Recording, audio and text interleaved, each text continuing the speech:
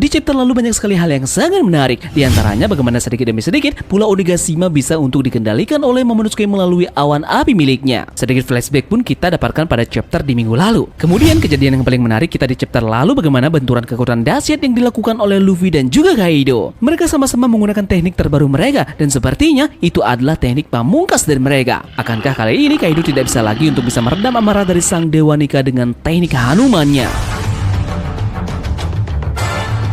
Chapter 1049 kita kali ini diberi judul Dunia yang Harus Kita Cita-Citakan. Seperti biasa, pada chapter kita kali ini mendapatkan sampul cover yang cerita terhubung dari cover sebelumnya. Berlanjut ke perjalanan cerita dari Germa 66 tanpa emosi. Setelah kita mengetahui di chapter kemarin Ichiji dan juga Reijo ingin menjemput adik-adiknya. Sampul kali ini terlihat ada seseorang yang membakar buku Niji dan juga Yonji. Padahal sebelumnya yang kita ketahui buku ini sudah berada di dalam penelitian dari anak-anak Big Mom. Masih belum diberitahu bagaimana kabar dan nasib dari Niji dan juga Yonji. Kita akan menemukan jawabannya pada cerita cover story selanjutnya. Bocoran pertama pada chapter kali ini akhirnya kita mendapatkan kilas balik dari Kaido.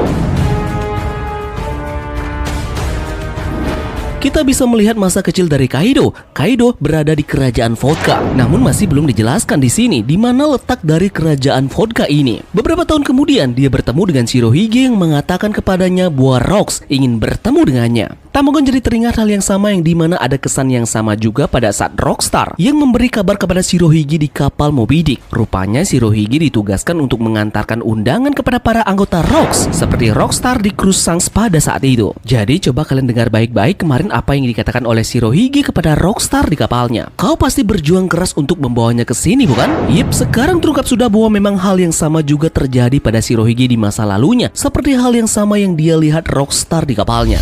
Flashback kemudian dipotong lagi dan sekarang kita akan melihat kabar selanjutnya dari posisi Raizo. Saat ini sebagian air Raizo meninggalkan kastil dan awan api milik Kaido sedikit demi sedikit menghilang. Nah, namun Momonosuke membuat awan api yang baru. Akhirnya Momonosuke bisa membuat awan api miliknya sendiri dan akan menjadi penyeimbang Pulau Onigashima agar tidak jatuh ke ibu kota bunga. Jadi sangat tepat sekali waktu yang dibutuhkan oleh Momonosuke untuk membuat awan api karena di sini Kaido sudah sedikit melemah. Jadi awan api miliknya tidak bisa ia kendalikan lagi untuk membuat Pulau Onigashima ini terbang. Jadi hal yang perlu dilakukan oleh Momonosuke ini hanya satu tujuannya, yaitu untuk membuat Pulau Onigashima mendarat dengan sempurna di suatu tempat dan tempat itu disinyalir adalah Pulau Zou. Momonosuke memang harus punya porsi penting dalam pertarungan ini dan hanya tugas inilah yang menjadi poin penentu dari tugas Momonosuke. Karena tentunya Kaido sudah ditangani oleh Luffy, sedangkan Denjiro sudah langsung menghabisi Orochi. Jadi tentunya Pulau Wano Kuni ini akan segera diamankan oleh penerus dari klan Kozuki.